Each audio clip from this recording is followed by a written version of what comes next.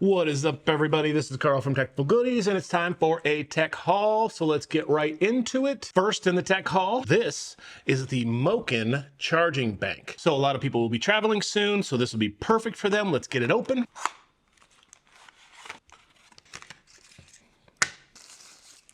Alrighty, so here it is. Like I said, it is a travel power bank. Now there's so many of these on the market, but I liked a lot of features that this one had. First, I liked that it was Qi 2 certified, 15-watt wireless charging, as well as MagSafe for charging on the back of your iPhone. I love the fact that it's small and portable, and when you go to put it on your phone, it basically just magnets on.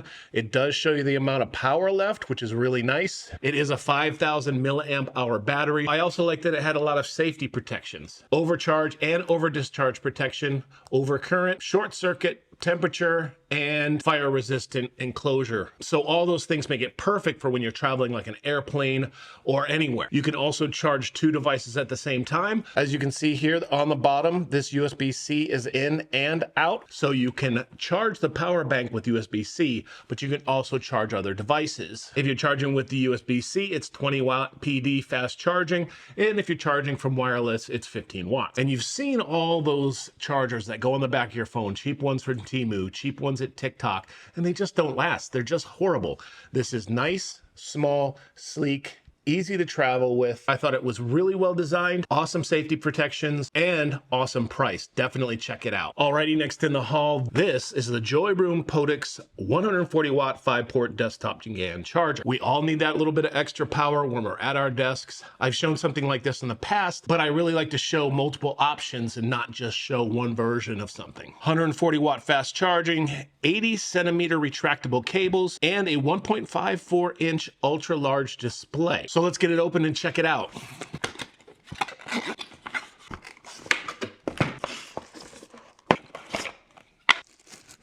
Alrighty, so here it is before we get it turned on. It is 140 watt total charging. That means that there are 4 or 5 different places that you can charge from, and it'll split that 140 watts between them. Now, one of the slick things that it has here is this little magnetic sort of holder, and this magnetizes right on there. So that way, if you want to put this on your desk with a little bit of sticky paper, that's fine. You can do that. That way, it's a place that you can put it on your desk. The good thing about that is I hate the fact that when you have a cord hooked up to these things, they tend to want to fall over, as well as other cords. They just want to tip and fall. That will ensure that it stays in place on your desk where you want it. But then you can also take it off, little cube, move it around anywhere you want. And really quickly, before we hook this up and test it out, I just wanted to talk to you about the power output of all the different ports on here.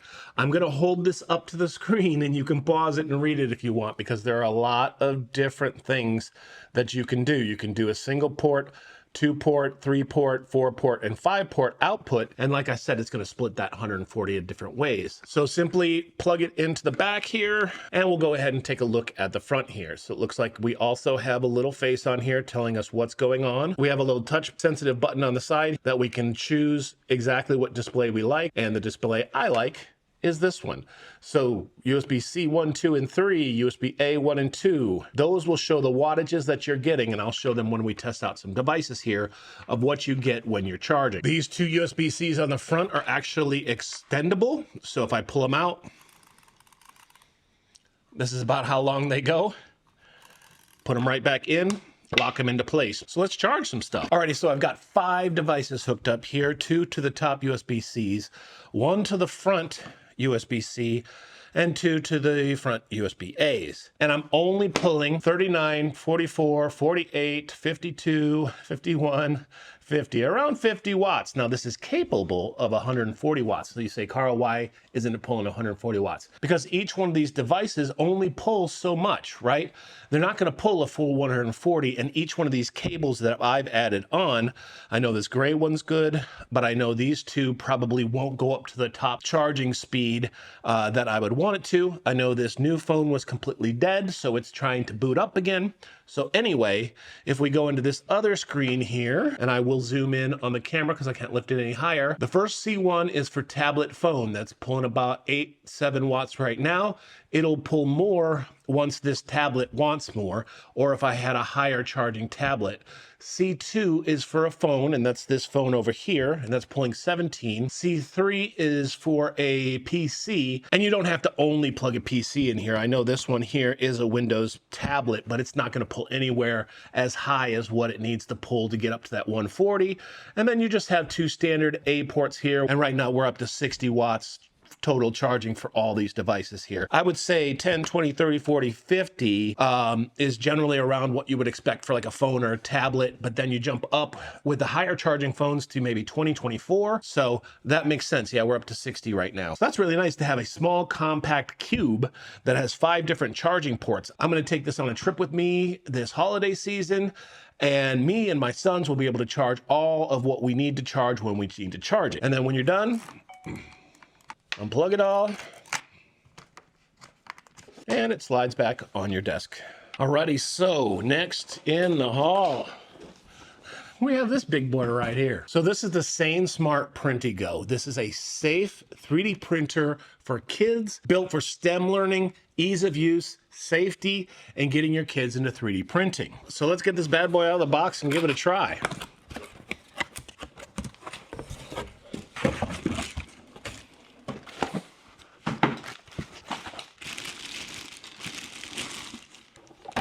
Now, what I love about this is that even if you're new to 3D printing, this is a sort of one-stop shop, start and go, without a lot of setup. I'm gonna get it set up here, and I'm fingers crossed hoping it works well, because this is a really great concept. Okay, take out the protective cotton blocks from the inside. There are 3 of them, make sure you get them. Open the rear cover, pull out another 2 protective things here. Install the filament rack, install the PTFE tube. That's basically the tube that runs the filament into the printer. Take off the top here, and one thing to note is that it has 2 turnable switches. You can get those from the inside of the front, and that allows you to be able to take this off easily. Make sure you feed this tube through the top part here. Right down there's a little blue circle where you plug this into, and they just push in and lock into place. You can see it's in now. Put the cover back on, lock the 2 little locks. And when you get filament like this, it's always kind of locked into the side here. You're gonna wanna take a knife and cut it kind of at an angle.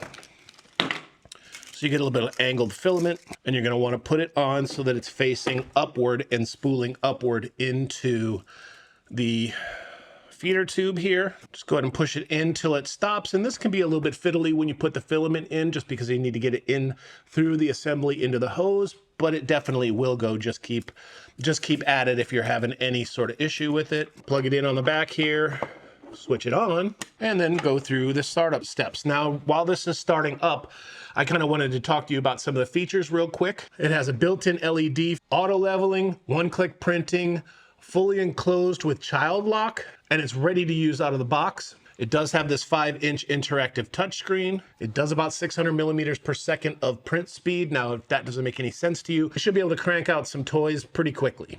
But don't get me wrong, all 3D printing takes a long time, the more complicated the actual print gets. And you can use an app with it if you want to, if you don't want to use the touchscreen. So I'm gonna go ahead and get this set up, and then we'll go ahead and print something. Going through its sort of startup test right now. Going to connect to wireless. And one good thing about this is that they have about 1,500 plus models ready to go using their online library. So if you do hook this up to Wi-Fi and you use the app, you can either print from the app, anything within that app, or you can just browse it here on this touchscreen. I'm tilting this up just a little bit. Let me show you what I was doing. Start printing. There's also a secret printing button. Oh, it'll just randomly pick something and print it. So they have a start printing and a secret printing. Secret printing basically just downloads a random thing from their library and prints it, which I think is cool, but who knows what you're gonna get. I'm gonna hit start printing. They have about 7 pages worth of stuff preloaded onto here. I'm just gonna go ahead and print something simple like this rabbit and print. Let me set up a time lapse so we can watch this print.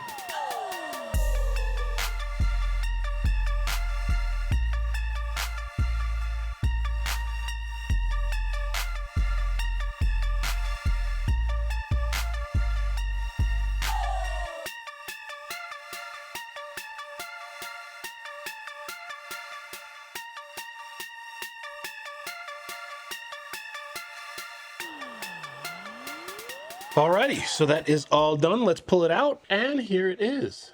Cute little bunny. Took about 8 minutes to print, so that's a really good starter print. A little bit closer so you can kind of see the quality. All in all, it looks great. And that's really exciting for a sort of one-stop, pull it out of the box, plug a couple things in, and get printing. I think that's awesome. Don't forget they have their full app support. And if you're familiar with 3D printing, it also supports Cura and Orca slicers, so you can use those with this and print anything you want, not just the stuff that happens to be in their library, but the library is a really good resource if you want your kids to be able to just come in here, go to the Start Printing button, drop down to the library, and there's 380 pages of things that they can choose from. Or on the side here, it has a USB connection, so you can hook it up to the computer and print directly from there.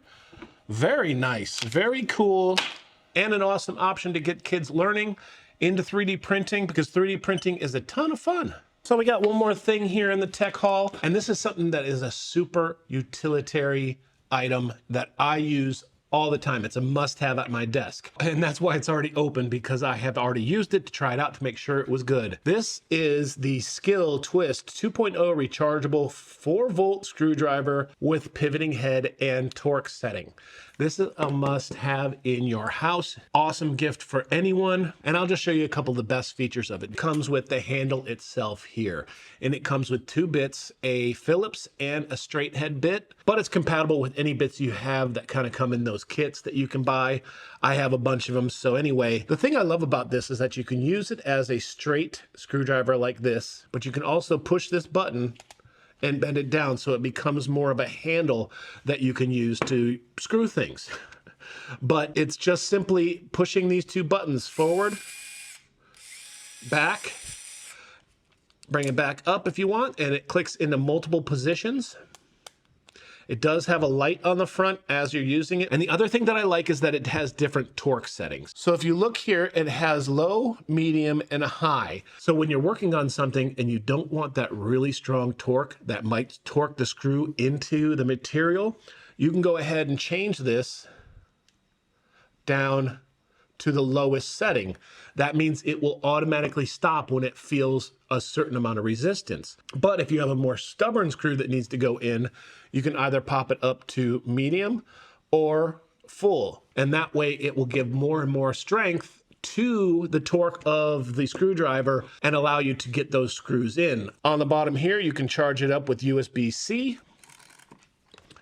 I can plug it in and charge it right here at my desk. And I do a lot of things when it comes to assembling desks and furniture and things here in the office, that having this just ready to go and available and charged is absolutely perfect. I know this doesn't totally fall into sort of the realm of cool electronics or monitors or all that kind of stuff, but it is an awesome piece of tech. There are super cheap ones you can get, but the Skil brand here is highly rated. I researched it before I purchased it, and so far I've loved it. So that's it for the tech haul this time. Hopefully you found a couple things you might be able to pick up. If anything helped you out, please subscribe. Coming up in the new year, we're going to be doing more Temu hauls. We're going to be doing more fun stuff. Like I always say, give me a like, give me a subscribe. But until next time, this is Carl from Techful Goodies, and I'm out.